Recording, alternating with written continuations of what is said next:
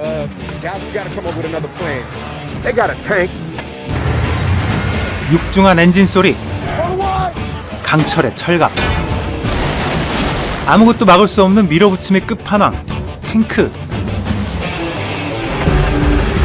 오늘은 영화 속에 등장하는 막강 위력, 탱크들의 세계로 떠나봅니다.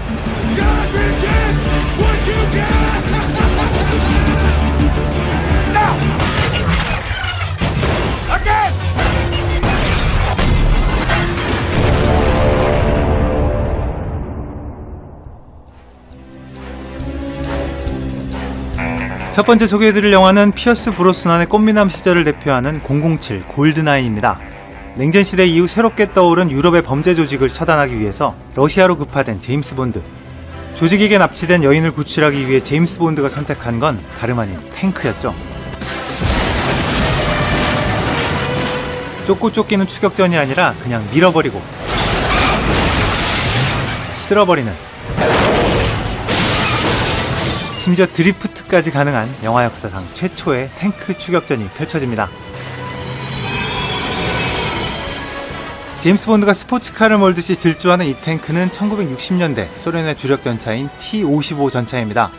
냉전시대 공산권 국가에서 가장 각광받았던 이 전차는 10만 대가 넘는 판매고를 기록하면서 역사상 가장 많이 생산된 전차로 알려져 있는데요.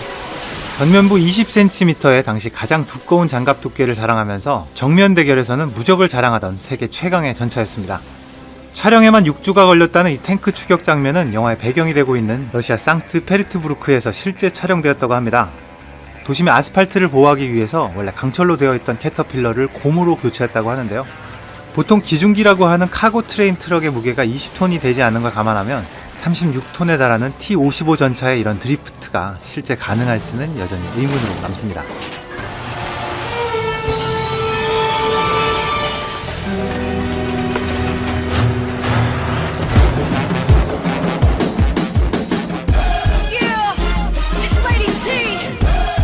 김정은의 개인차고에는 최고급 스포츠카를 초라하게 만드는 이 탱크가 그 정중앙을 차지하고 있습니다. 인터뷰를 위장한 김정은 암살 프로젝트, 제임스 프랑코의 병맛 코미디, 디 인터뷰에서 등장하는 이 전차는 제임스 본드가 몰던 T-55 전차의 바로 이전 모델 T-54 전차입니다. 김정은은 이 탱크가 스탈린이 김일성에게 준 선물이라고 설명하는데요. It was a gift to my grandfather from Stalin. 실제로 스탈린이 북한에 남겨둔 탱크는 이보다 이전 모델인 T-34 전차였습니다.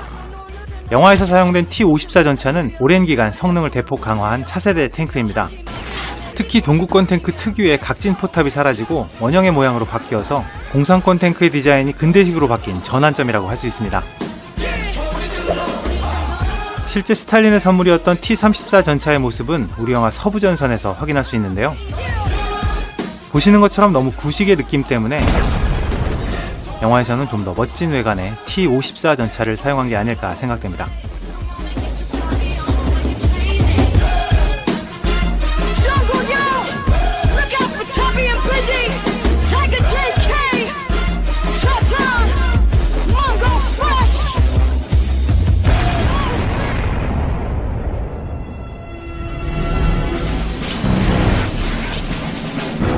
이제 2차 대전 탱크를 지나서 현대로 가보겠습니다.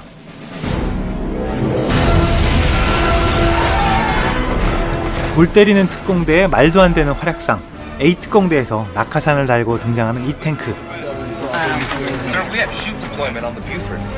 이 전차는 실제로 1990년대 중반에 미국에서 공중 낙하를 목적으로 개발하던 경전차 M8 뷰퍼드 탱크입니다.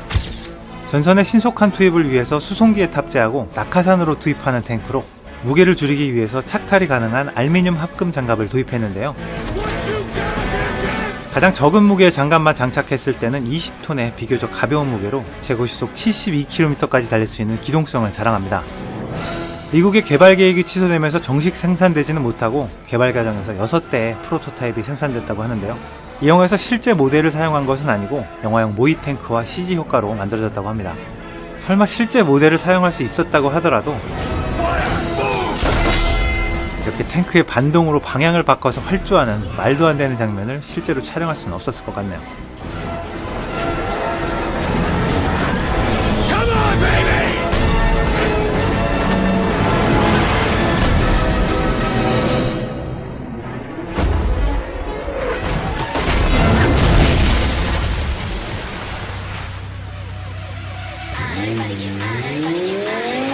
전세계 초호화 슈퍼카들에도 성인 차지 않았는지 이제 탱크까지 등장합니다. They got a tank. 분노의 질주 6편 더 맥시멈에서 엄청난 속도로 도로를 질주하는 이 전차. 이 탱크는 전반적인 생김새는 미국의 주력 전차인 에이브람스 탱크와 유사하지만 실존하지는 않는 가상의 전차입니다. 시속 100km에 육박하는 자동차들을 따라잡는 이 탱크의 설정이 너무 말이 안 되는 것 같긴 하지만 현존하는 최고 시속 전차로 알려진 영국의 스콜피언 피스키퍼 탱크가 80km까지 달릴 수 있는 걸 감안하면 완전히 허무맹랑한 설정은 아닐지도 모르겠습니다.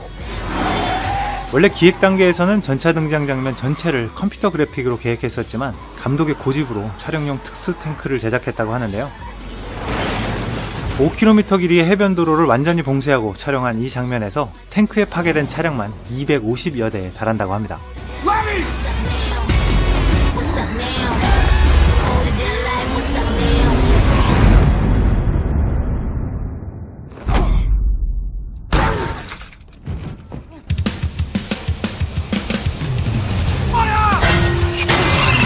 마지막은 두말의 여지 없이 바로 이 영화입니다.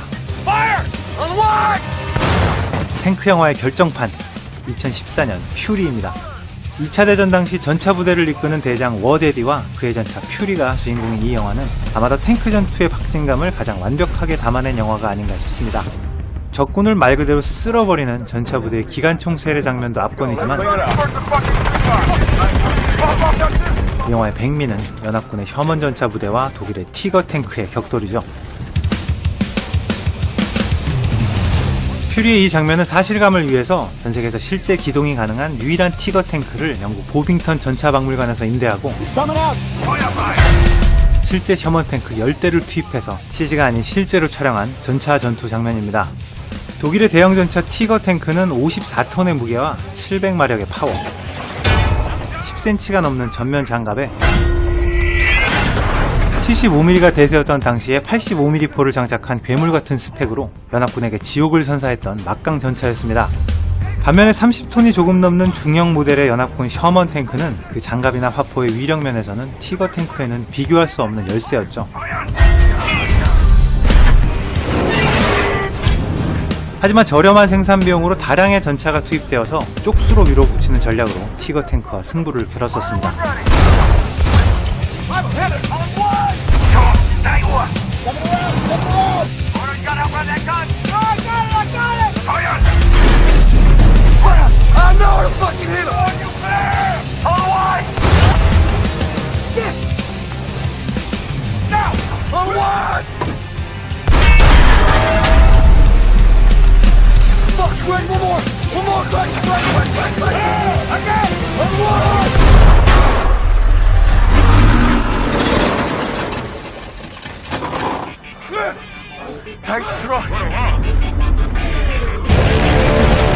지상 전투의 제왕이 탱크라면 하늘의 왕자는 전투기죠. 다음 시간에는 영화 속에 등장하는 화끈한 공중전 베스트로 다시 찾아뵙겠습니다. 지금까지 빨강도깨비였습니다.